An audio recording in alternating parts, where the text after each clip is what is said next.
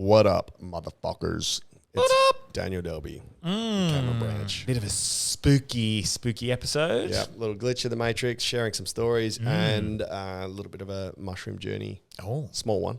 Yeah. Not really a journey, more of a fucking Mordor, but... Would have been more of a bad trip. Yes. But this episode, before we get into things, is brought to you by alltradescover.com.au.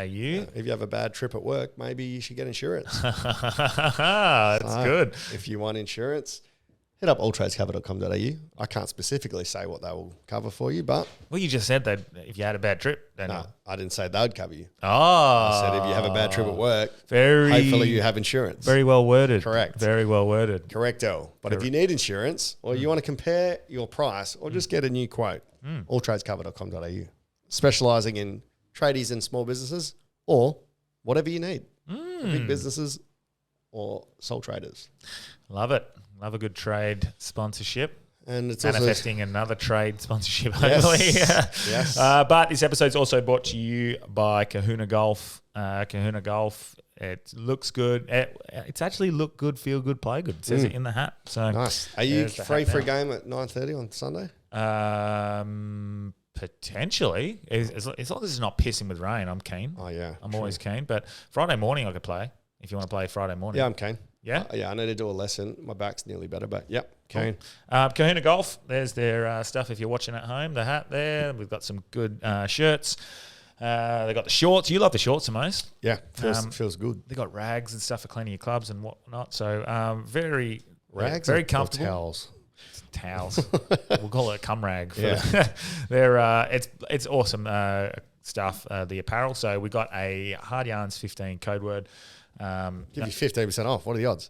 Hard Yarns 15. Hard Yarns 15. So get on to the Kahuna Golf website. And they've got, like I said, I've said this for a couple of months, they've got some new apparel being designed and made up. Pod's also brought to you by... Raunchy Brewing. And Squealing Pig Comedy. And Squealing Pig Comedy with Sir Henry's. So it's like a three-way little... Daniel Delby Entertainment as and well. Daniel Delby Entertainment and B32 Media. Actually, They don't exist anymore. They don't exist, yep. But Raunchy Brewing, beer that's actually good. And Sir shout Henry's. out to Aaron Williams. He was a $50 cash Patreon. He came to the my quiz the other night at sick. Froth. He said he couldn't work out Patreon. So he's given us $50 cash. I also got a Patreon to shout out. Yeah. David Reynolds. Hey. He became a $5 Patreon. So We got that supercar money, boy. we got that supercar money. We were actually, he couldn't find us. We had to send him a link. Yeah. We are shadow banned on Patreon. Yeah. So we're going to look at possibly moving to My Primo, I think. Yes. Be the way to go. I think we're just going to go there regardless for some stuff. But Cool. Fuck yeah. Good episode. We told quite a few ghost stories. Glitches in the Matrix. And they were your comments. Yep. So the listeners' comments. So this is basically just a bonus episode. Yeah. Bonus episode with your comments, your stories, and then a bit of our own stuff that's going on. So, Yep. sick episode. Cool. Let's get hard. All right, let's get hard. To Hard Yarns Podcast. I am fucking fat. Anything Chris White says, please disregard it. 5D is actually a state of being. It's a unity consciousness. That was Hard Yarns with me, Frankie Rose. So I'm going to throw it over to your co-host. Daniel Delby. And Cameron Branch. I would do this and then I'd gong. Free in attendance for the millions listening at home. Let's get hard. There you go. Fresh. Fuck yeah, Fresh Prince of Bel-Air. What's going on? Well, Glitch. Tell me your glitch. Yeah, my first glitch in the Matrix. It wasn't a glitch, but fuck me, I freaked the fuck out. So Really? When did this happen? Last Saturday before Sesh Stories. Oh. So I was setting up Sesh Stories for Perth Comedy Fest upstairs at Regal. Mm-hmm. So I needed to have a shit before the show. So I went in at like 5 or something. Yeah. To do my screen and everything. So I went in to the right, men's toilet, go in, straight ahead is the toilet. So I sit down and I'm like, fuck, I'll close this door. I don't want anyone coming, open the door, toilet, yeah? So I have a shit and then fucking I come back out, all good.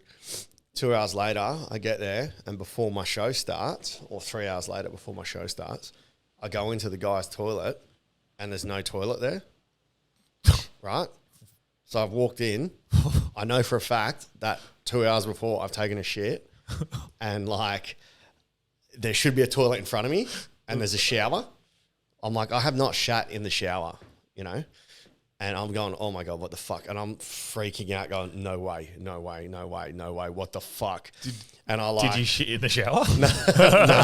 So I went and took a piss at the other toilet, and I'm like, I'm going, oh my God, I'm losing my grip. Yeah. And I walk out and I go, what the fuck? And they were like, what? I go, I swear there was a toilet there 2 hours ago. Yeah. And the staff started laughing. I'm like, what? They're like, yeah, we switched the signs.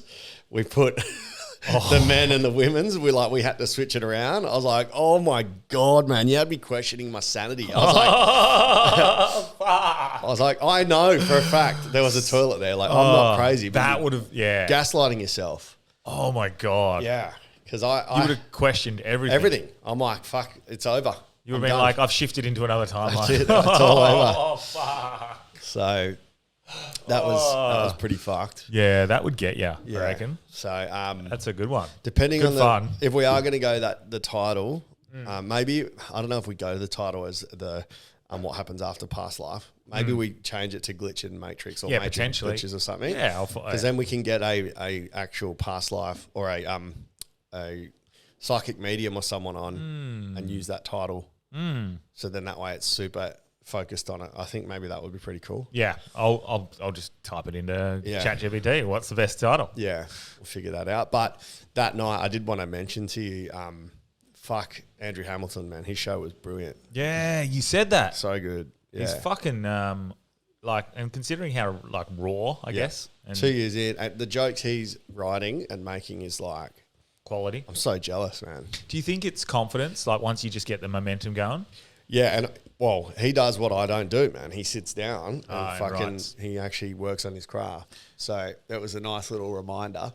Yeah. He has a great bit about ADHD. Like I was like, fuck, man, this is just me. The way he's describing it, but it's just a little kick up the ass, I guess. Yeah. Like you want to do that. Yeah. I've been doing that lately. I've told you, like I went for a coffee even yesterday. When I was like sitting there, instead of just doing nothing and scrolling, I wrote a joke. Yeah.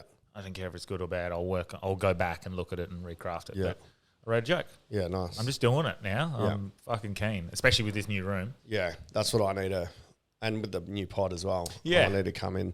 But it's, Do one today. Oh, I think we're just like putting off the slowing up the pod for a few weeks until we just get the room right, or not get the room right, get the room sorted, and then make sure it's on for at least the first week. Yeah. So the new room, we might as well talk about that. Yeah. Quickly, yeah. So it's something that you and Wolfie are gonna steer. Yeah. And obviously you're still part of that, but just not. Yeah, I just can't commit. Yeah. It's just one extra thing. I love the idea. I'm just going to come and do it, but I can't do the back end. Yeah. I'm drowning in admin right now. So I had a meeting with Ree and Frenchie, not our Frenchie, this other girl, to come on board for do some tour planning and like branding. So Frenchie's going to do like all my stuff branded all, so it's all a bit smoother and a bit more professional. That's good.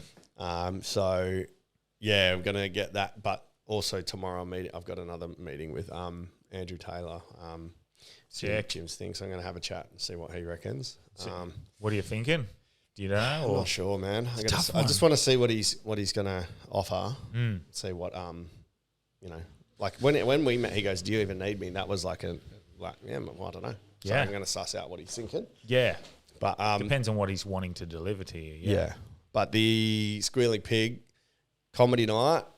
So do you want to break down for the listeners? Yeah, so Squealing is fucking funny. It's going to be sick. Yeah, so Squealing Pig, basically every night there's going to be one comedian, pro comedian is going to be the Squealing Pig. Yeah. And they're going to be coming on this pod. Well, not this pod, the pod that me and Wolfie and whoever's into Delby, Blake Richardson. Sausage Factory is the working Factory. name. Yep. And we are going to write the joke on the pod, and then we're going to go in that night. They're going to be the Squealing Pig. They're going to tell that joke or a few jokes that night on the show, and then we're going to come back on and assess how it went and release it as an episode as well on the Monday after the Thursday night show. So if you're at the show, you'll be able to go back and listen to the whole process of it, which would be awesome as well. And then if you we're going to pass around, or maybe have I don't know where we're going to put it, but like a squealing pig, like a piggy bank. Yeah. So if you think they did well, you can put some money in. Yeah. But you. No one has cash anymore. Yeah. So I think, tap Or maybe and pay. it could be a good thing for people to bring cash too. Yeah. Like you say, bring cash. But it'd be awesome. Be a cool little date night. I think we're still going to do the Whose Line Is It Anyway style thing in the middle potentially. But we're just going to trial and error a few things. It's fucking the worst time. Yeah. It's winter going in. It's first, this is our first rains for 8 months it feels like. So I think people will be hibernating. But, worst time, and cost of living is an actual thing, so that's going to be interesting to navigate. But fuck it. Yeah. Be fun. I don't care, man, if it's 10 or 20 people to start with coming in and just I watching. wonder if eventually you could build it up where you can show clips of last week's Squealing Pig. That's what we will do, like an interactive media thing. Yeah. Where they are now on the screen. night. Yeah, so you go, right, this is last week's Squealing Pig. Yeah. This was the workshop. This is how it ended. And it can only be 2 minutes. So that's what people have. Yeah. And then that's a hook for them to go listen to the next pod. And you go, if you want to hear how this worked, maybe you start the night like that or something like that. Yes, on the pretty good idea. screen. Yeah. I don't know. Because there is scope for a more interactive, multimedia based show. Because a lot of shows are just stand up. Yeah. I try and make mine with some PowerPoints and that, but I think that adds a fuckload, man. Yeah. I'd love that. Cool. I think that's really good, interactive. So, it's a real good point. Yeah. I had already thought about that, but I didn't know how you'd put it in. But maybe you just try it at the start. Yeah. Should be interesting. Keep it simple, stupid is always the easiest way. But, you want to be trying new things and having a trademark what people come to the show for. 100%.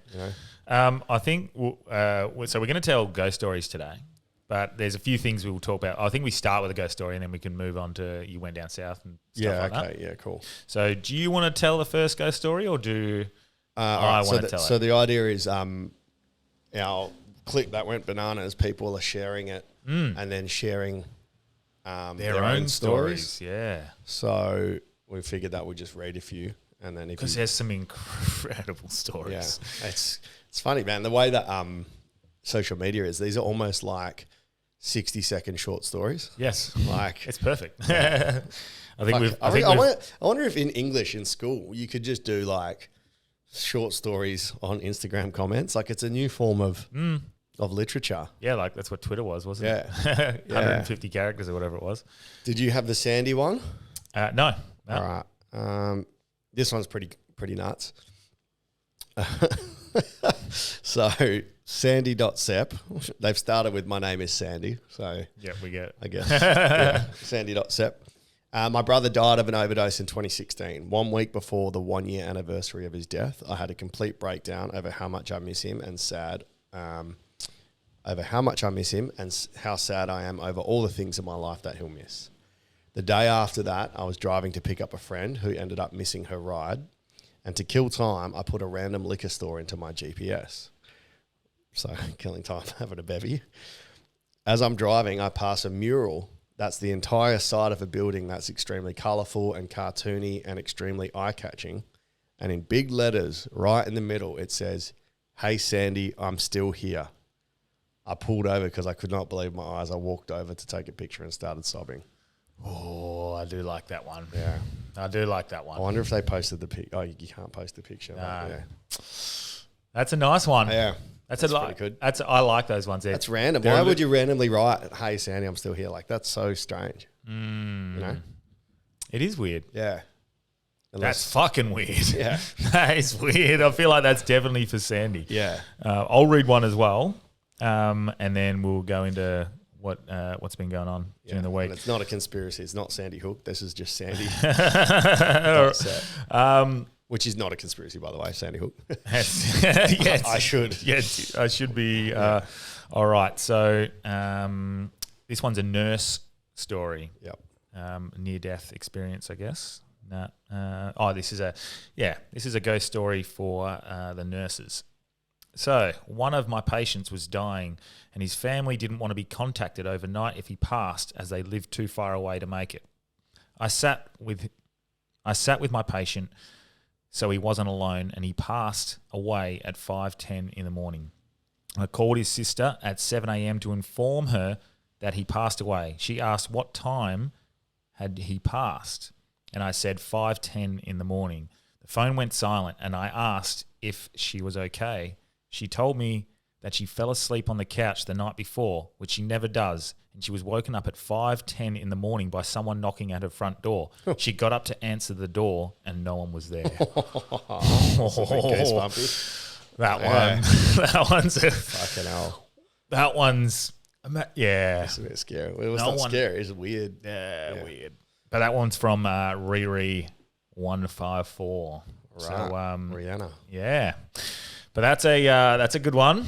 That one creeps me out. Yep. What do you think? Like honestly, when you hear that sort of stuff, does your logic kick in and go, it was like a bird, knocked into the door, and it's just all a coincidence, and you're looking for things that are always there.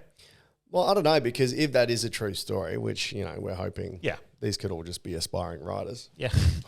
Good point. But you would think that's a really strange thing to hear, right? Like you wake up to knocking on the door, you'd be like, fuck, what time is it? 5:10. Yeah. So that's something that would stick in your mind. Yeah. So I think that things like that is meant to happen for whatever reason. Yeah, you'd be like, who the fuck's knocking at 5:10? 5:10, yeah. So whatever and no it one is, being there. yeah, whatever it is. But I don't think that when we die, you go and quickly go knock on a door before you go to the light. Yeah. So it could be, who knows, man? It could be God. It could be the spirit. It could be whatever. Because I guess when you do die, you can be, as a soul, you can be everywhere at once. Yeah, you're just returning back to source before you go. But I've always found that strange because my thoughts on like death, because when you see the dead body, you look at it and you're like, the only difference between that body now and what it was 5 minutes ago is it didn't have my dick in it. Oh, fucking Jesus. Oh my God.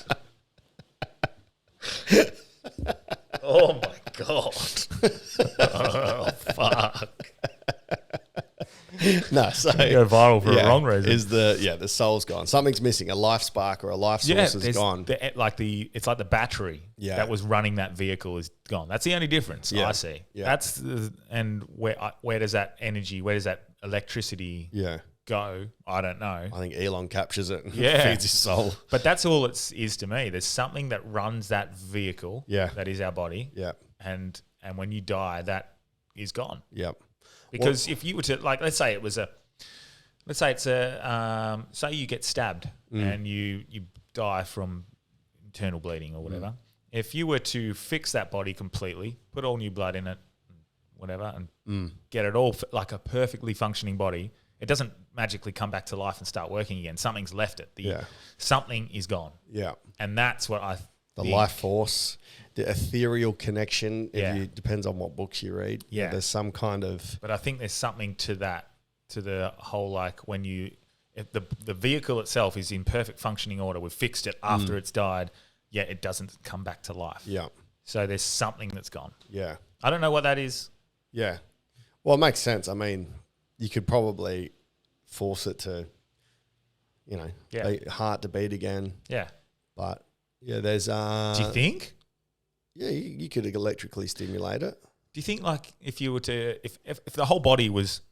Like, I'd like to know what because I'm sure this can't happen because otherwise they would. If they were to keep the brain functioning or something for a certain amount of time and then just fix it. I don't know. Being brain dead. Yeah, or like I don't know, whatever. Yeah. Because I guess stuff would start to... Because what happens when you like suffocate or drown without oxygen for a certain amount of time? Yeah. Then you can still come back, but your brain parts of your brain die. Yeah. Yeah. So there's a book called I can't remember something like Spirit's Guide or something. I've got it. Yeah. It's been translated from Portuguese, I think it is. Yeah. And it was allegedly written by mediums where they just let their hand take over and write, and they would ask questions and answer the questions to it. So what are your thoughts on that?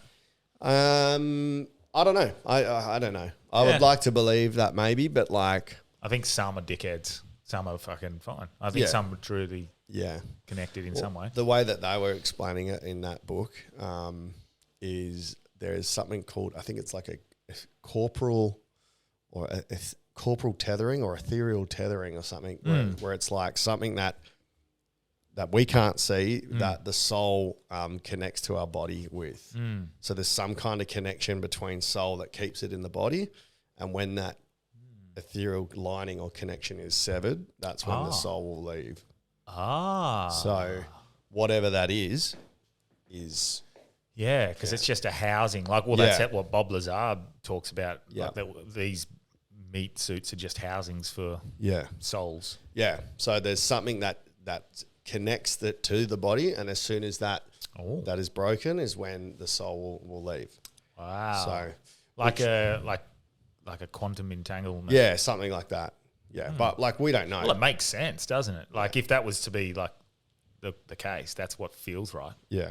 But who knows? We don't know we don't know. Until like, unless we want to do an experiment, one of us just dies. Yeah, we'll just kill each other. And then when we come back, just let us know. Or we'll just set up a mic with like a spirit mic. Those near-death experiences. I'll just start doing puns from the grave. They think that they think they disproved the near-death experience thing on the table, on the operation table, by putting things up on the top of the operating theatre, and then asking people what they had seen after. Well, as in like putting something in the roof. Yeah, like putting a teddy bear above them or something like that, and they say, "Oh, what did you see when you were above?" Yeah, like that's a fair experiment to a point. But then, like, are you looking for a fucking teddy bear, or are you looking at your body? Yeah, like, what are you paying attention to? Yeah, from a logical standpoint. Yeah. Well, I mean, I like that as a good experiment. Yeah, but they think because the people couldn't answer what there was, it's like, nah, you're lying. Yeah. Well, who knows? It could just be because they've tried it. Yeah, it could be your body just completely just fucking having a meltdown, and that's how you experience it. But even like different ways of seeing things. Like we can't obviously see, what is it? How much of light can we see? Like only a certain wavelength. Yeah, like a 3% of something like it's well, the Joe Rogan pod, Rizwan Virk, have a listen to that. It's pretty good. He's actually an AI programmer, but he talks a lot about near-death experiences and really he mentions the book I've read, Journey of Souls, but I don't want to go into it on this pod because I'd like to get somebody on to discuss it more. But essentially, like, he's looking at the simulation theory that we're in a simulation. Oh, yeah. But he's also studied a lot of biblical texts from all different cultures. And this is similar to in Journey of Souls, but a lot of people say the same thing, what happens when we die. Yeah. And they all mention that this life is some form of a simulation or like a mirage. And then when we die, you review your life where in Journey of Souls, when people die, they've all explained like going to this almost screening room. Yes. Where they see their whole life and all the decisions they've made. Yes. Which is, if it was a simulation, someone's recording our information. You've got that data somewhere to review it on. But yeah, I'd like to get a... What is that feeling of Big Brother? Do they have a scientific... Schizophrenia, I think it's called. Is it? Like, what are they like? Because I always have that feeling someone's watching. Yeah. And maybe they are, maybe Big Brother is watching. But like, you always have that feeling now. Baby reindeer. Is it you? Like, is it your own... conscious higher self watching yourself? Yeah, is it? Problem potentially. I don't know, but I constantly have that feeling of it keeps me accountable. Yeah, it's like if there's something, I'd be like, I shouldn't be doing this, and I'd be like, and almost pretend to just appease the people who might be watching, even though there's no one watching. Well, that's probably the Truman Show. When we watch the Truman Show, all of a sudden you start thinking that you're part of a. I was like that before the Truman Show. Yeah, which is. Yeah. Yeah, well, I don't know. It's just a constant feeling. Yeah. I feel like I kind of want to be in that frame of mind to discuss that side of things because it's a whole nother topic, I think. Oh, yeah. So it'd be cool to get someone on that's Fuck yeah. well versed in it. Well, no one's well versed in it because no one's died. No one knows, Yeah. right? No, that's So true. Yeah. You're just doing it based off it's circumstantial evidence, essentially. What about these people who do like they do like lucid dreaming, or they'll do that sort of stuff, and then they feel like that's not lucid dreaming. It's what is it when you go look at something from a astral projection, and then like go learn off things, and for them it's real. Yeah, and that's where they're getting the thing. Like you look at that Terrence Howard one, which I don't know about that, bro. He sounds like the whole Cat Williams. He sounds like Cat Williams, just fucking But if you just watch clips, because they make a point of. I haven't watched all of it, so they make a specific point, and Rogan makes a point of it, and he's like, "This is not something you can watch bites of. Yeah, you have to watch." But it's not that they haven't put it up to make him look silly. No, the clips I've watched. No, pretty good. But the way he speaks and his cadence is very much like Cat Williams, and it's kind of like an arrogance. Yeah. So has it gone through how he figured? Have you seen the clip of, or have you watched any of the pod at all, or just the clips? Stuff about the periodic table. No, just like how he got the information. No. So he got the information. So he's got patents on all of this, and like Raytheon and that use his patents for their weapons development, which is fucking pretty interesting. But haven't they just referenced that? That doesn't mean that it's got any credence. They've just referenced it as something they've read. Yeah, no, I think because I could listen to podcasts and not use it and reference. I've listened to Hard Yarns. I think, and I have to because it's such a fucking long, complicated podcast. I think he said they'd used it and he was going to take advantage of their developments using his patents because he has priority. But I'll go back and listen to that part. So that does it. But regardless, he said that he got this knowledge from a young age when he realised he could lucid dream and control his dreams, and to a point where he got to this sort of palace mansion, and everything that he ever wanted to know was in this palace mansion, and he'd go and learn and read books there. Dude, that's from a biblical story. Really? Literally. Rivak, this guy, he mentioned about it. Yoga Bondi or something. Yoga Bondi or Yoganande. Yeah. Yoganande. He's in the mountains, and this 30-year-old comes to him in this story. Yeah. And he's like, "Oh, finally, you've returned here," and says his name. He goes, "What? No, I'm here on a research mission." And he's like, "No, we used to meditate. This is your blanket. No, you've forgotten. I need to repatriate you or help you remember. Here's a palace." And he produces a palace in the middle of the mountains. Yeah. And he goes, "Why? He goes, "Because in your last life, you always wanted to have a palace, so I'm going to fix that karma by bringing you over into this palace, and you can do your training in the palace, and it sorts that karma and closes that loop." Oh. So you're getting all the information from a palace. So Terrence Howard is talking about that story from a it's a very from a biblical text, because it's funny when I so he could have just listened to that and gone, "Oh yeah, I'm that special." When I he's got all of his stuff recorded as well, from on a dictaphone, and that actually that got stolen, I think it was. Oh, but how convenient! By his how convenient, bro. Yeah, not stolen. I can't remember. I have to go back and listen. But one thing so when I do my meditations, I don't go to a palace, but I go to this like garden, and I just open the door, and that's my area where I learn in my head. I think we all have our little things that if that's what you do. Mine's Little T's Cafe. Yeah. But that's where I go. Like I want to learn, or I want to see a vision of me. I go to this like a little room, not a room, like a pathway, and there's little doors on each side, and there's one at the very end. But there's always little doors, and each door that I open has a vision of where I want to be. Okay. And that's just that's a method. It's play school, isn't it? Yeah, true. The triangle door. That's just a method. It's like a practicing method to use it. That's just a way for you to visualize. But well, with Boris, the place I visualized was not on Earth. It was this weird, weird purple purple sky with a lake and almost like a diplodocus out of the corner of my eye, and some weird little monkey creature. But it was real peaceful. Yeah. And real like shade of like purpley pink. Yeah. So that was kind of spun out.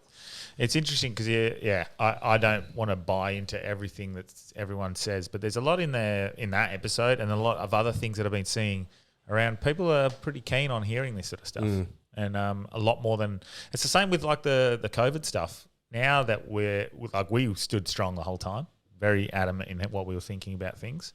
And then now people are coming out and saying, yeah, I actually felt like that the whole time, but I was just too afraid to get in your corner. Like I didn't want to be slandered myself. So I even seen it in our clips.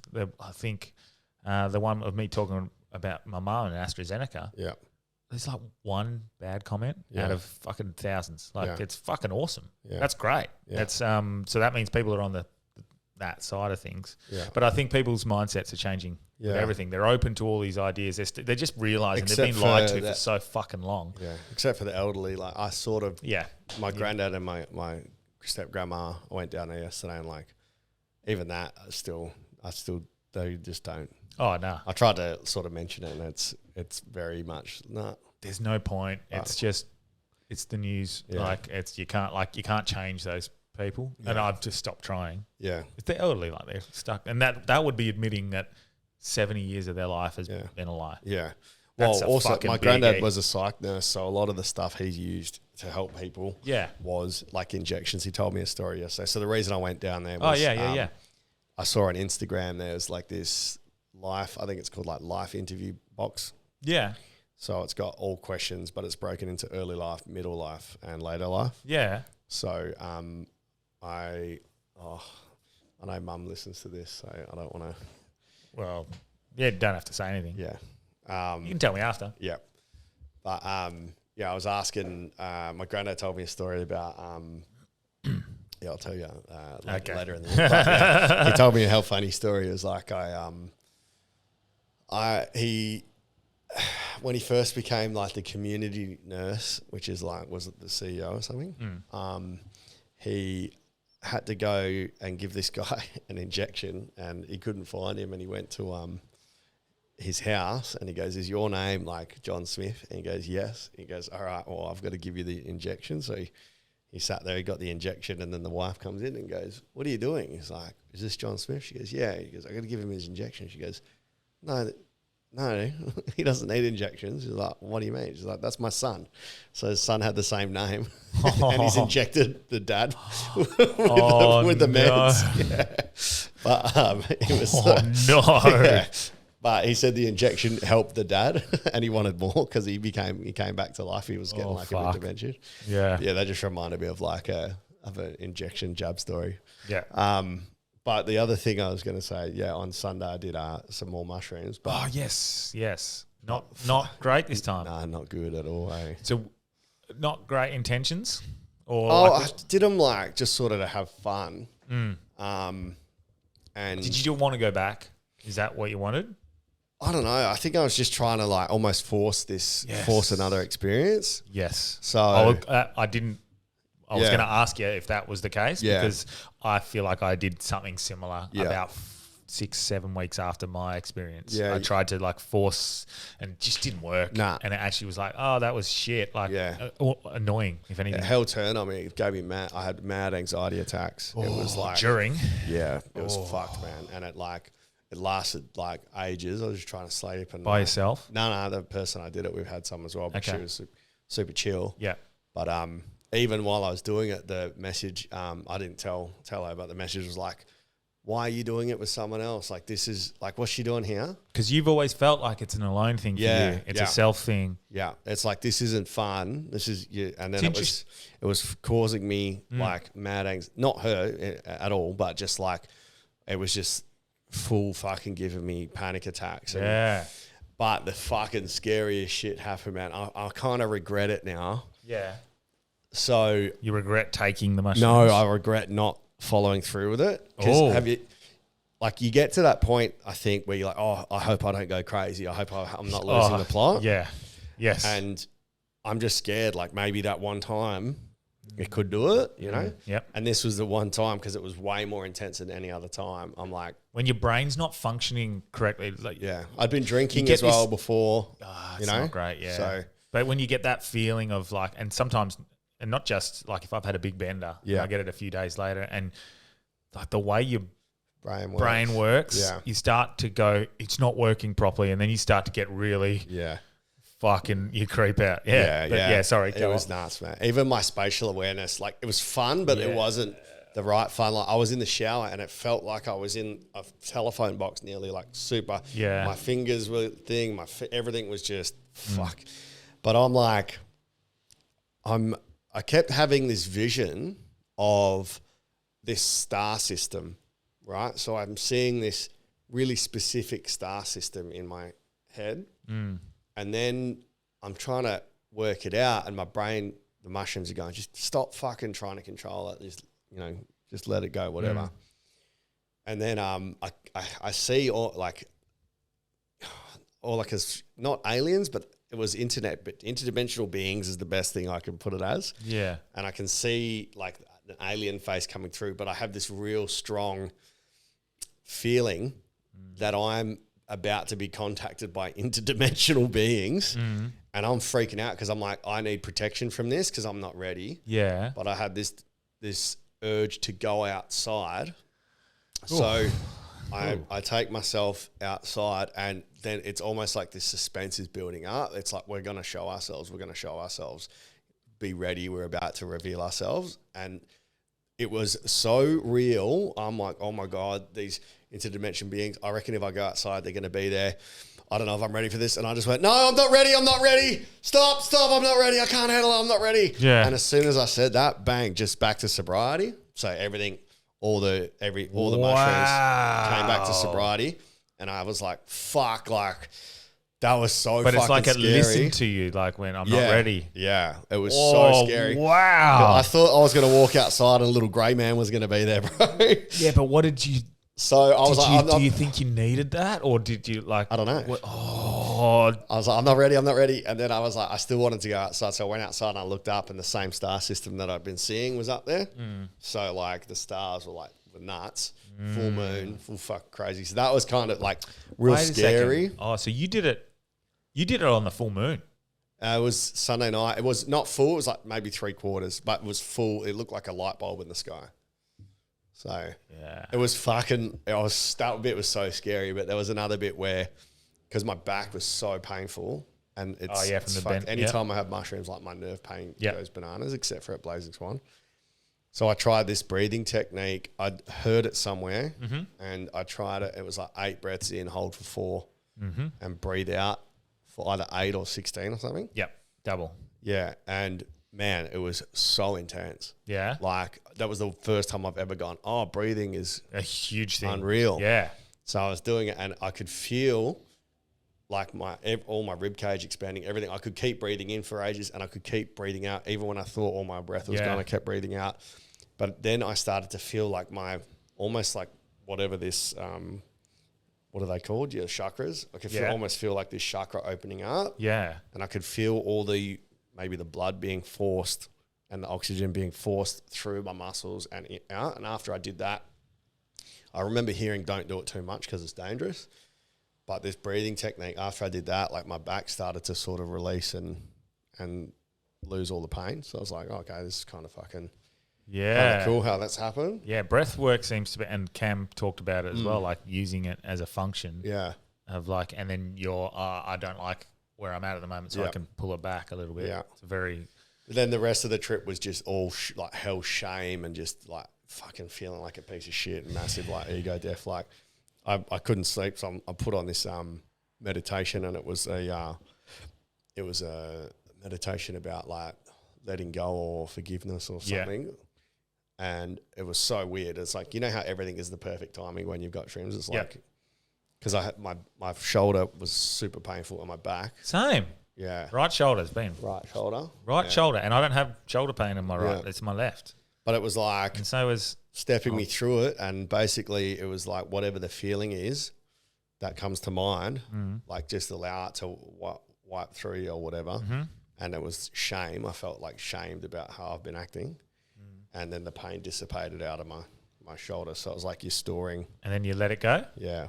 So you're sort of storing that emotion in your body.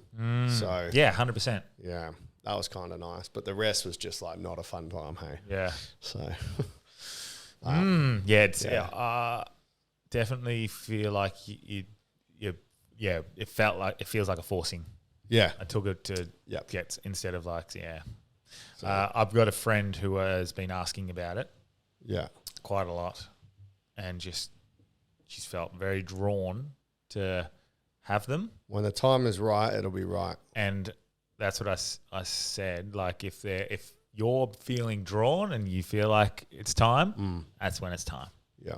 Wow. Yeah. Don't but you'll know, like because if you're not ready, you're not ready. Like some people are like, I don't know about it. Then you're not fucking ready. Yeah. If it's like, okay, I have to do it. Yeah. I think that's the case. And then like me and you have both done that now, the proper one, the work. And then I think we both did the same thing, wanted to go back and do it. Yeah.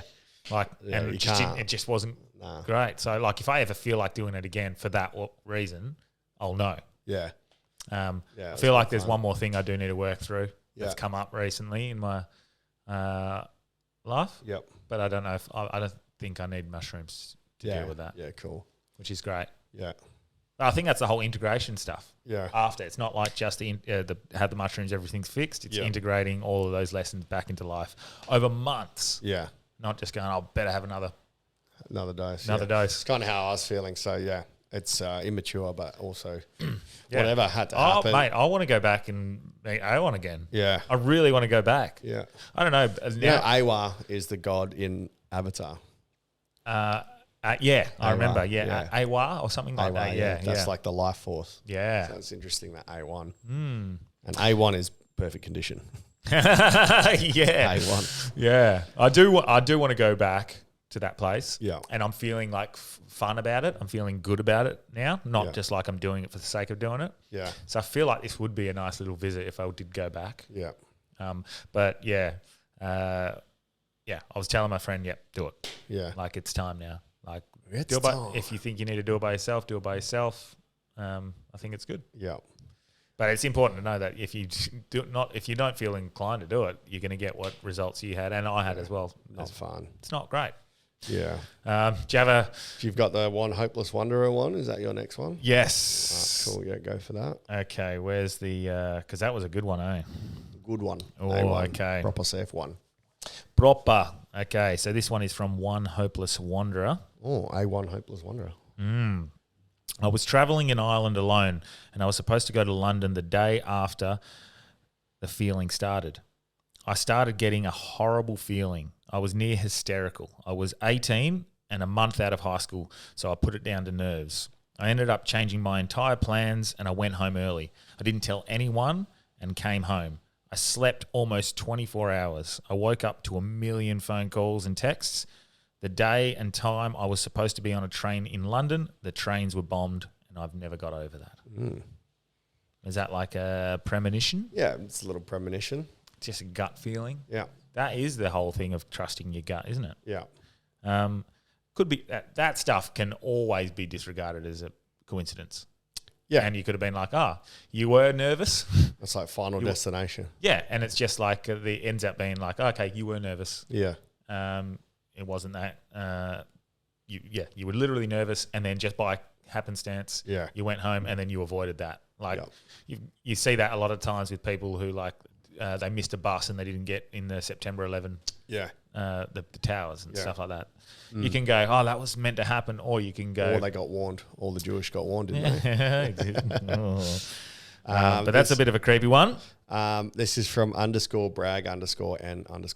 Brag and rights. I dream about my life all the time. This one night when I was dreaming, it became so real. So this links into when we were talking about, have you had dreams? Let me frame this for the AI, for the algorithm. Have you ever had dreams about people that are dead and you know that they're dead? Ooh. Yeah. So I told my story ages on the other one, I think. I dream about my wife all the time. This one night when I was dreaming, it became so real that I was aware of the dream. And it was the moment in the dream where we would part ways. She says to me, I have to go now. That's when I replied, don't leave me. I'm going with you. Her reply to me was, "You can't. It's not your time yet." Instantly, my eyes opened and I cried. I think I cried more this particular night than I ever had over her passing. People tell you it gets easier. It never does. Thank you all for sharing. I needed this. So that's that lucid dreaming where you realize you're dreaming and the person is dead. Yes. And you're like, fuck, you're dead. What are you doing here? Why are you talking to me? So that person's realized, oh, my wife is dead. And then she said, you can't. It's not your time yet. It's kind of things like that is like, is that your own brain creating it? Yeah. Or is there something else? Because with dreams, what spins me out is even when I know I'm dreaming, I'm like, right, I'm dreaming. Yeah. Why don't I know what the other person is about to say to me? Why can't I just go, oh, I know what you're going to say, because my brain's, you are a projection of my brain, and my brain is about to have a conversation with itself. Oh, that's why dreams are so Because interesting. my dream, if it is just my brain creating this, I should know what everyone's going to say and what everyone's going to do. Because the minute I realize I'm dreaming, I should know what the side characters in my dream are doing and saying, but I don't. So for me, that's some sort of juxtaposition or some sort of like critical, what's the word when you can't put two and two together, and people have it when they're opposing, their political views don't align with a fact? Cognitive dissonance. Cognitive dissonance. Why is it there should be a cognitive dissonance there, but there's not? Like, what is there? How do people explain that? Being aware that you're dreaming, but then not knowing what the other people are going to say to you and being able to predict. Yeah. But quite often when I realize I'm dreaming, I'll wake up very shortly after and I struggle to stay in it. Is that because there's a hidden world that you're not alled to figure out? Like they're like, oh, he's awake. Dreaming is, subject number 1222. He's awake. He knows that he's dreaming. End it. Yeah. Dreaming's weird. Like there's, as far as I'm aware, we don't really understand them still. No. But I've seen that clip and it's quite funny. I can't remember if it's a comedian talking about it or it's just someone on a podcast or whatever, just saying like, imagine trying to explain sleep to an alien that doesn't sleep. Yeah. Like, we just sort of stop. We just stop for 8 hours. And we can't hear anything and we close our eyes and we go into this deep meditative state where it's just, we see another world in our head and we think it's real. Fuck our friends. And we think it's real. Yeah. And we die. We're naked at school and our teeth fall out. and like imagine explaining that. And we can fly. And we can fly. Yeah. We can crow. You are the pan. And then we just wake up and we're back in this world. Yeah. That's what Rogan talks about, is like, maybe if it was a simulation, there's things that maybe aren't, because you do sleep, but then when you wake up, you have all the same memories. The dog reacts to you the same way. So like, who knows, man? But, it is a strange thing. But that's where people get confused with the thread. Or that's what turns the third dimensional. Like that third dimension sort of thing is where that linear time is just a series of moments stacked up in an order. But when you look at it from a fifth dimension and you're not going along that straight line and you're sort of coming up, you're floating around, you can go from all the different angles. Like a dream. Like you see in the Tesseract that they construct in, what's that movie? Marvel? No, what is it? Interstellar. Interstellar. Yeah, that sort of...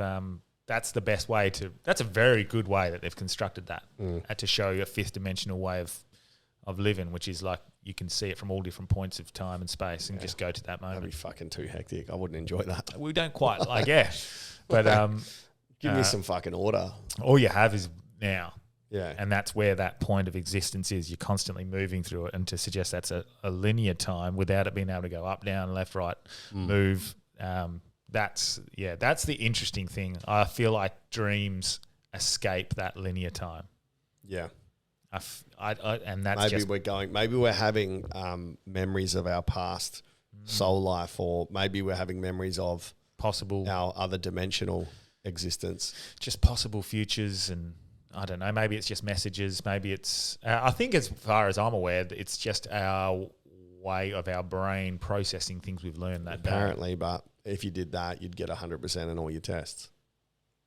If it really did process things you've learnt, then you would fucking you'd know everything off by heart that you've been taught. But it's not just that. It's like processing experiences, and it's interesting. I had a weird little fella. I had a creepy little half. You know when you're falling asleep? Like I was watching the F1 on Sunday night. It was a long day, and I just trying to stay up, and I was just like nodding off, and I was nodding off on the couch like this. And Danny was watching the F1 next to me, and it was just about to start. And he goes, "We're off." And it sort of woke me up. But I sort of remembered what I was thinking and dreaming about. And it was this lady, like a lady with long hair standing in my doorway of my bedroom. Oh, further she's come back to haunt you from when you were younger. I don't know whether it's because we've been telling the ghost stories and I've just processed it, but I felt really creeped out by it. So I smudged and saged the whole house and got it all sort of the next day. I was a bit weirded out by it. Right. But, it's like The Ring. It felt like The Ring, man. The Ring is the most like that. I went to see that at the movies, and I wasn't meant to see that at the movies. I was meant to see Harry Potter, and it was sold out. I went with Michael and Chelsea Proud. Yeah, right. And we couldn't get in, and then Proudy just falls asleep. And so me and Chelsea go, "What the fuck is this movie?" I didn't go. I went to watch fucking Harry Potter. Mate, you have 7 days. Classic. Fuck. Another story, I guess. Yeah, I had a loose conspiracy. Oh, do you? Very loose and very unthought out, but it made sense at the time. Okay. Just about how Kanye, Kanye's lost his shit. Yes. Apparently. Mm-hmm. So and he, how he goes on rants about the Illuminati and all that. Yeah. And how the theory is that the Illuminati or the elites in Hollywood, to be part of it, you need to sacrifice someone. Mm-hmm. So everyone, all the Hollywood stars, you always hear the kids died or a brother or a sister's died. Yeah. Really strangely, so Kanye West debuted, and I didn't know this, and this is my own theory. I haven't read this anyway. I just saw a clip of him performing on Oprah, who was notorious for being in the one of the Illuminati. leaders. Yeah. And he performed his song, Hey Mama. Hey Mama. And it's all about how much he loves his mum in 2005. Okay. And then 2 years later, at the height of his fame, his mum dies on the operating table getting some surgery done. Is that some sort of foreshadowing where he released how he felt about his mum before the sacrifice was made? And that's what sort of sent him loopy, and now he's got that mad regret that he's sacrificed his mum. I don't know anything about that story, but that's... Well, his mum died getting plastic surgery on the operating table. I'd remembered that, yeah. That was 2007. I just thought it was weird that Kanye West, a gangster rapper, debuts or performs Hey Mama on Oprah Winfrey. Oprah, yeah. Like what? It is a bit weird. Yeah. So I don't know. Yeah, that's an interesting one. Yeah. I've got a little interesting conspiracy that David Reynolds is not really a supercar driver. Nope, he's not. He's a clone. He brought it up, and he's like, "Have you heard about this?" And I was like, "No, fuck, you're about to race, mate. Should you be concentrating?" Literally getting ready to race. No, it was after actually. But he's like, "Have you heard about this?" And I was like, "No." So, have you heard about the idea that Stephen Hawking isn't real? No. So that the CIA needed something that appeared to be the smartest man on earth to be able to get across all of their ideas that they want us to live by. So they just got this guy who can't function, and they write everything that he says. Wow. And they get us to live by his way of thinking. No, because before Hawking was in a wheelchair, he was a functioning member of society. That was that. Which is the perfect person to use, someone who was very smart, and now we just go, well, I can no longer operate. So like, well, and I never understood how he operated that voice prompter anyway. Yeah, neither do I. Is it connected to his brain?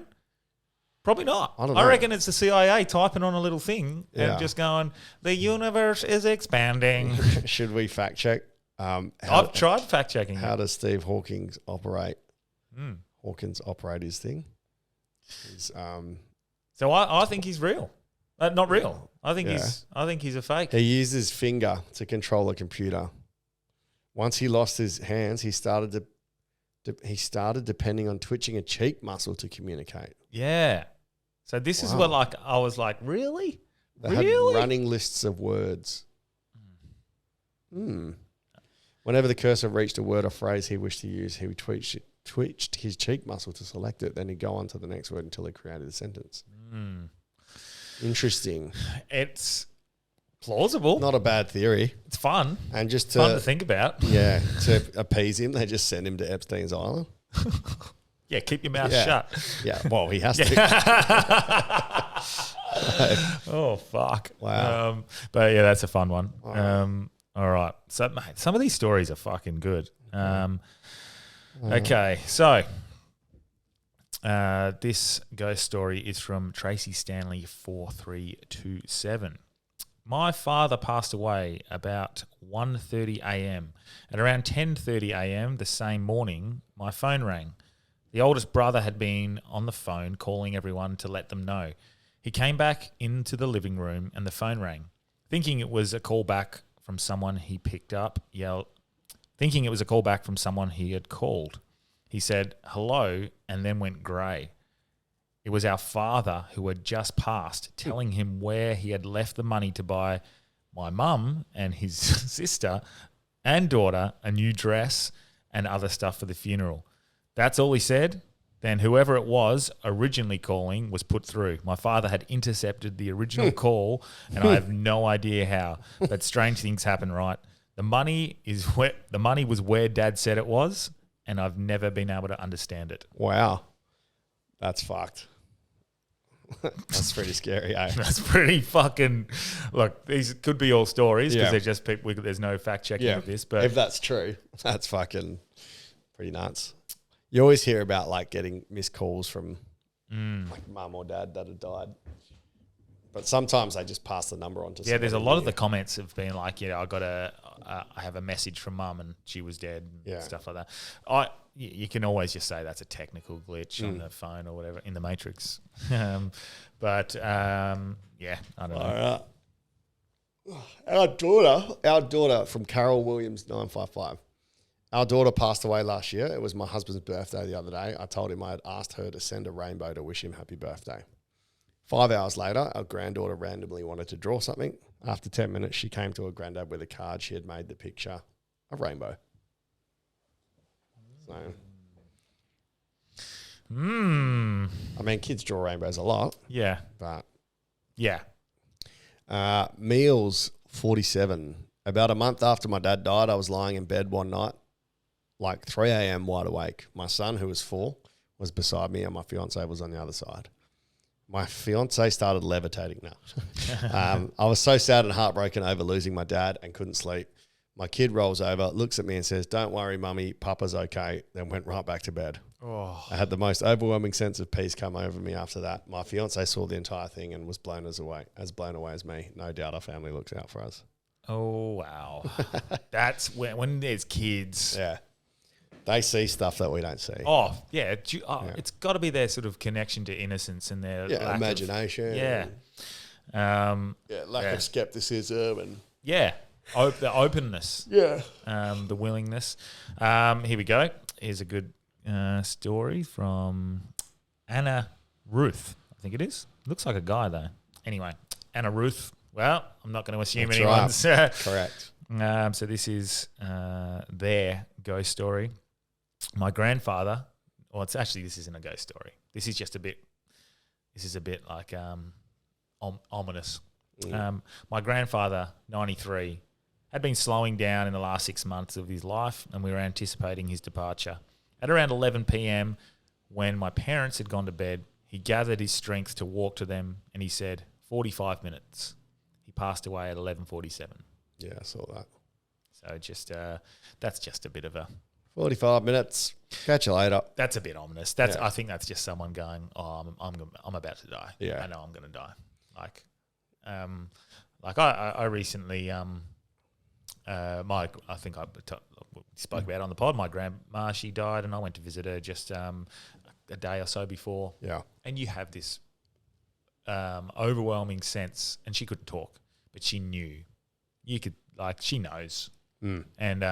And they're just getting through everything. They're just trying to get by and just wait for everyone so they could say goodbye properly. Yeah.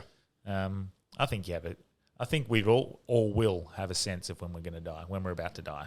I think we'll be pretty close. We'll be like, I ain't got long. When Russia sends the nukes. Yeah, fuck. Yeah. This one, I can't say the name because they messaged and they said they didn't feel comfortable sharing this in the comment section, but they wanted to share the story. So, I was away for studies. I had a dream that I'm standing in the front of my hostel's door and everyone was hugging me. And even my mother, she had passed away 2 years earlier. Everyone except for my father. I asked my mother why is he standing so far away looking at me and fading away. My mother just hugged me. I woke up in a panic and I told my sister who was sleeping right next to me. She comforted me and we went back to sleep. 1 hour later, she received the phone call that my father had passed away somewhere around 6 a.m. when I had woken from my dream. Interesting. Well, I mean, I think people do know when they're going to die. This reminds me of my nonna. So the house I'm in at the moment is where my nonna passed away.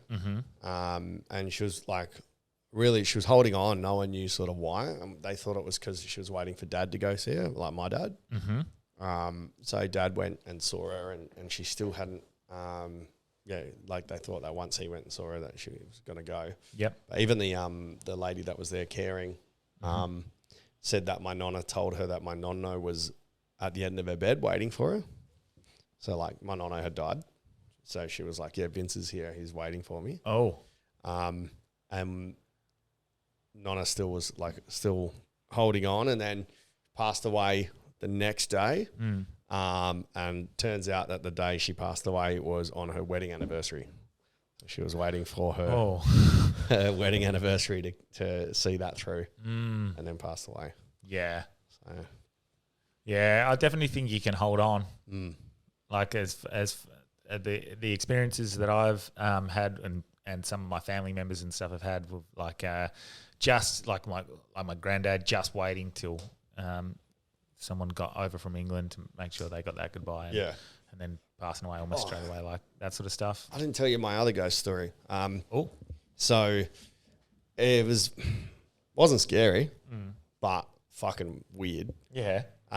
So the day I moved into my nonna's house where my nonna died, it was 40 degrees and we were moving all the stuff. Yeah. And me and my brother, we'd moved stuff into the lounge room and the aircon never got used. Yeah. So it's from fucking the 60s and it's still brand new because it never ever got used. So we're like, fuck, man, it's so hot. Let's turn the aircon on. As we turn the aircon on, we're about to leave and I go, should we turn that aircon off while we leave the house? And then I think Chris or Jamie, whoever my brother was with me, goes, yeah, Nonna would probably want us to turn it off. Bang, turned off. And the only way to turn this aircon off is by flicking it off at the power point. Oh, wow. So went over and the aircon's off, man. Everything else in the house worked, power's fine. But the minute that he said, yeah, we should turn it off, Nonna would probably want us to turn it off. Just died, bro. Yeah, that's creepy. Yeah, but it was like midday, like we wasn't scary. Yeah. We're just like, fuck, all right, Nonna, we'll turn it off. Yeah. You know? So that's good. yeah. I like that. I like that story. I'm just having a quick look because we got so many stories. Yeah. I don't know whether I just flick through and find another one. Well, I got a good one here. Yeah. Dizzle 6111, and that's going to be important. Why the number? Okay. I was raised by my grandma, but we called and knew her as mum. My friends and I were all in a little local gang, and everyone would hang out at our house. We would tell each other 6111, 6111 when we would leave. It was our way of saying, I love you just in case I don't see you again. My mum was in the hospital dying in 2002. She was on life support, so me and my cousin ran down to get something to eat in the hospital cafeteria. My sister came running up and said, hurry, they took mum off life support and moved her to a private room. Hurry, she doesn't have much longer. I said, let's go. Got on the elevator, almost hit floor number 8, which was her old room and floor. And my sister said, no, she's now on the 6th floor. They moved her to room 61111. The whole world lifted off my shoulders at the very moment I could actually take a deep breath. It felt like the whole time my mum was in hospital, I couldn't breathe properly. I didn't become a saint that day, but I did change my ways and believe in and seek God in our God out in this life we've been blessed with. So 6111, I love you in case I don't see you again. And she gets moved to 6111. Room 6111. Wow. Yeah. I'm convinced these days, like, because there are so many of these stories. Yeah. And I know it's anecdotal, and mate, let's say 90%, let's say 95% of them are just coincidences. What about the 5%? Yeah. Like, it's the same with UFOs. Yeah. There's fucking, 95% of them are disproved, or they're a balloon or whatever. Yeah. What about the 5%? Yeah. There's And the 1%, they're just bikies. I got one here. All right, we'll go 2 more. Okay, cool. I had a dream where me and my dad went to a playground and we were looking at kids playing. Then my dad says, "That one is so cute. Let's take this one. Very cute boy." What? That doesn't sound great. Sounds like Jeffrey Epstein's going on. Yeah. The next day, my wife did a pregnancy test and it came out positive. My son is the boy that I saw in the dream. I'm dead serious. Oh, so sorry, that was a dream. I thought they actually went to a park. No, and it's let's true. take this one. Yeah. But the boy is who they saw in the dream. Yeah, right. Okay. Now, does your mind warp and like your memories change to suit your narrative of like, I randomly had a dream. Maybe you did have a dream that you were having a boy Yeah. because you had sex with your wife and knew subconsciously, I probably got her pregnant. Yeah. Or maybe you're trying. So I don't know. That's explainable. You could explain it away. But yeah, it's still, I'm not it's still good. But Yeah. that was one Bali bully. This one's kind of, who knows? Sorcha Bear 8. It was my 17th birthday. My dad was passing from cancer. My mum sent me to the mall, so I wasn't watching him pass on my birthday. I was looking at hoodies in a shop by the front window, and I swear I saw my dad walk past, smile, and just disappear into the crowd. 2 minutes later, an overhead announcement was made for my grandma, who was with me at the mall, to go to the mall office. We went back to the hospital. Maybe after 20 minutes had passed, I learned that my dad died 25 minutes prior. Oh. It's been nearly 24 years, and I can remember it like it was yesterday. I can even remember the calm in his face. And I said the calm in his face. Then there's one about songs. There's heaps of ones where people die and they've got like a song that comes on. But this one's a glitch in the Matrix. The one where the nurse was eating lunch at a ball field and saved a boy's life had been hit by a ball, only to later have that same boy save her from choking at a restaurant he was working at over a decade later. Oh, I love that. Yeah, you hear heaps of those ones. Yeah. Where there's like a guy that was a paramedic that saved the kid, and then the kid became a paramedic later and saved him in a car accident. Yeah. Yeah. Wow. Those sorts of stories. Intertwined. I mean, look, coincidence or not, it doesn't matter. They're fucking... Sometimes you have to look at things and go, that is divine. Yeah, it's like Ed Byrne babysitting me when I was 10 and then coming onto the podcast as an adult. Now I'm a comedian. I still pinch myself that he was on here. Yeah. That's crazy. Nuts. But yeah, plenty of good stories. We might just do one of them every now and then because there's fucking 2,500 comments and we've just done 10. Yeah, right. So 2,500 comments. I'll go find one more random one. All right. Finish with this one. No vetting. No vetting. All right. This could be a banger. Could Yep. be terrible. My dad called me one morning and my grandmother passed away. He told me how he heard bells in the middle of the night. I asked what time. After he told me, I shared that my newborn baby had woken up at the same time. I couldn't get him to settle down. Yeah, my cousin, because the bells are ringing. my cousin was with my grandmother as she slipped away. It was the same time that my dad heard the bells, at the same time my baby couldn't settle. I have no doubt it was my grandmother trying to say goodbye. Yeah. Bells. Lots of things. I do think that sometimes people will see what they want to see, and they'll find a sign in whatever they want to find. There's a couple of bangers that we've told today that I think not very easy to explain. Yeah. Do we put this app as Patreon app and then clip the stuff up, or do we release this as an app? Oh, because we're doing the entrepreneur tomorrow. Because we haven't done a Patreon. That's a good idea. So we Patreon it and then just clip it. Yeah. Yeah, cool. That's a money making scheme. But yeah, sick. What's the time? Oh, hour 10. That's good. So, do you have anything you want to plug, Daniel? Nah. Yeah. Nah, got the... What have I got? Oh, you did Flamingo last Friday, the singles night. So fun, man. You got to come down to one. Yeah. Good fun.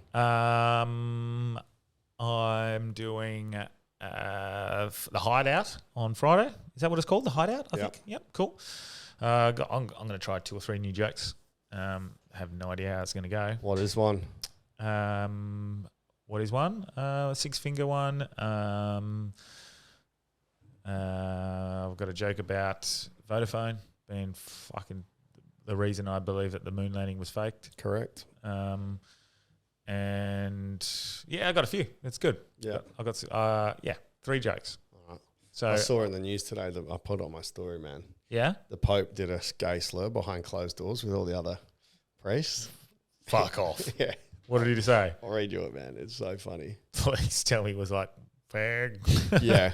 It was, he used the word faggotness No, he did not. in Italian, which would be like finocchiare or something. So he jokingly used the term faggotness while speaking in Italian during the encounter behind closed doors with some Italian bishops. He had used the term in reaffirming the Vatican's ban on allowing gay men to enter seminaries and be ordained priests. Now, call me crazy. Who was going to tell him about what priests have been up to? Like, he's saying the term in reaffirming the Vatican's ban on allowing gay men into seminaries. Dude, Oh my God. priests have been fucking little boys for the last 50 years. Yeah. Like- What is with it being boys? Little boys. I don't get that. Are there altar girls? Oh, yeah. I don't know. Maybe that's just what Maybe they have it's access just to. through convenience. Oh, okay. Still. Or maybe that the term, maybe it attracts gay men because they know that they've got easy access to altar boys. And they alter the boys' lives. That's why they're called altar boys. Ugh. Yuck. Pope Francis has been credited with leading the Roman Catholic Church into taking a more welcoming approach towards the LGBTQI community. In 2013, he said, if a person is gay and seeks God and has goodwill, who am I to judge? While last year, he allowed priests to bless members of same-sex couples, triggering a backlash. Interesting. Yeah. Mr. Beast announced biggest game show in history with a $5 million cash prize. I'm definitely going to enter. Fuck yeah. Applicants can submit a 1-minute video introducing themselves, stating what they do with the prize money, and explaining their desire to compete. Fuck What's the game? Don't know. I love that shit. Yeah, it'll be something fucked. Mr. Beast makes you put your hand on something for fucking ever. Like, it'll be hard. We should try and get something like a really good prize. I don't know what, but just we should try like a hard yarns and do a hard yarns day, and like a really fucking good prize that's worth everyone being quite almost serious about. Yeah. And then do something like that. Like Yeah, even for $1,000 prize, it's Yeah. worth doing. and do it for Like a beer pong tournament. Like, something a bit more like like get like the slide and put the soap on it, and you have to what I'd like that to sort do, of shit, you know? that'd be cool. Like, who could slide the furthest? stuff like that, yeah. Or like Otherwise, or egg you and spoon race. You on do a scavenger hunt around Perth. yeah. Or that would be good. Yeah. I just like the idea of it being all in like one little like One area. like an Olympics sort of Yeah. thing. But yeah, I mean that's good as well. Yeah. Maybe we could start doing stuff on that. Yeah. Anyway, we just need to get a sponsor to, or we're going to have to save some money up each and put up a cash prize. Yeah, I think we'll be able to sort something, I reckon. It's a good idea. I think we should do it. So I've got the Hideout on Friday, and I've got the following... I'm possibly coming to that with Marsh. Got to suss it out. Oh, cool. And then I'm...